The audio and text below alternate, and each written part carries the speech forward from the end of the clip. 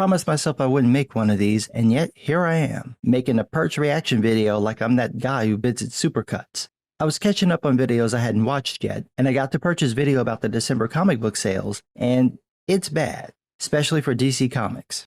See, the problem is apparently the only DC Comics people bought in December were Batman comics. They didn't buy anything else, just Batman. Now, this isn't the complete list. The full list of the top 200 is behind the paywall, and I'm not going to give ICV2 my money. However, we can see the top 50, and it's just embarrassing for DC. Here's the list, and as you can see, Marvel dominates the top 10. There are only 2 titles not from Marvel, Batman and Berserker.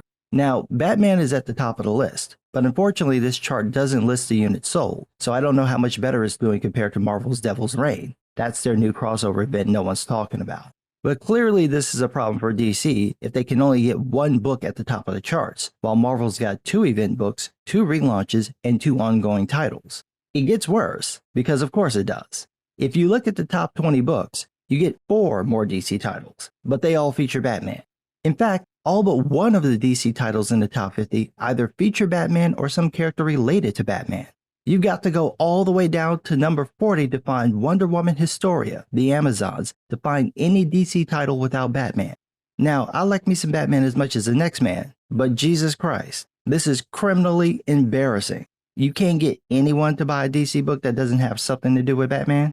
Nobody likes any of the other characters? DC made a big deal out of Jeffrey Thorne writing Green Lantern.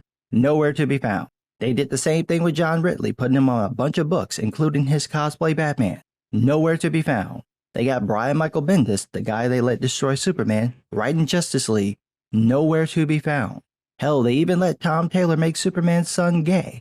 Nowhere to be found. And that's a whole other level of sad because the coming out issue charted at number 6 on the November charts. Even though we don't have the unit numbers, the only way the book could drop below the top 50 is if it lost thousands of readers. And it's really bad considering that in October, it charted at number 44. So it's possible that the book lost some of the readers it already had on top of losing all the ones it gained. If only someone could have predicted that pandering to people who don't read comics wouldn't pay off. Oh wait, me from 3 months ago. The whole point is to play politics, which appeals to a niche audience within a niche audience. Yes, some fake fans will buy this particular issue and then drop the book because they're not really interested. We saw what happened when Marvel did this with Iceman, North Star's Wedding, Richter and Shatterstar, Wiccan and Hulkling, and with whatever the hell Leah Williams was doing in X Factor. Most of these books bombed harder than John's gonna pound Tom Taylor's self-insert's ass. Man, I'm tired of being right. This is the absolute state of DC Comics. The only characters anyone seems to care about is Batman and the Batman family. Even on the second chart that lists books by dollars, only 4 non-Batman books appear: the Wonder Woman book, Superman Son of Kal-El, Swamp Thing, and the Human Target, and those last 3 are at the bottom of the list. I don't know what DC can do to fix this. Like I mentioned in a previous video, DC plans to kill off the Justice League and probably replace them with their woke counterparts, but those counterparts already have books that aren't selling. In fact, DC just canceled one of them, Wonder Girl. They got rave reviews for the art and the story, but it looks like it didn't do well enough for DC to keep publishing it. Even the graphic novel sales are skewed towards Batman or older books. How do you survive as a competitive company if you can't get people to read more than a handful of titles? I don't even think this is about the politics at this point. It's about the business decisions being made, the marketing, or really the lack of it, and a complete disconnect between what sells and what DC Comics makes.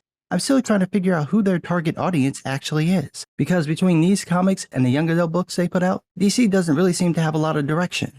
They're not appealing to the older crowd, you know, the market with the money, and most of the younger people are trying to get their hands on manga, which is still out of stock thanks to the shipping issues. My guess is that DC is trying to win the social media crowd for the likes, shares, and retweets, but that doesn't sell comic books. You've tried this for years and failed. You just tried with John Kent, and like him, it skeeted all over your face. Maybe it's time to pick a different business model, one that focuses on what the older crowd with the cash likes and what the younger crowd actually reads, and maybe try telling people about it so they know the books exist. You literally have some of the most recognized characters in history. Everyone knows who they are to the point that you can just put your fists on your hips or do a gravelly voice or spin in a circle and everyone knows who you're supposed to be. It's insane that you can only sell books with one of those characters. But what do I know? I'm just some guy.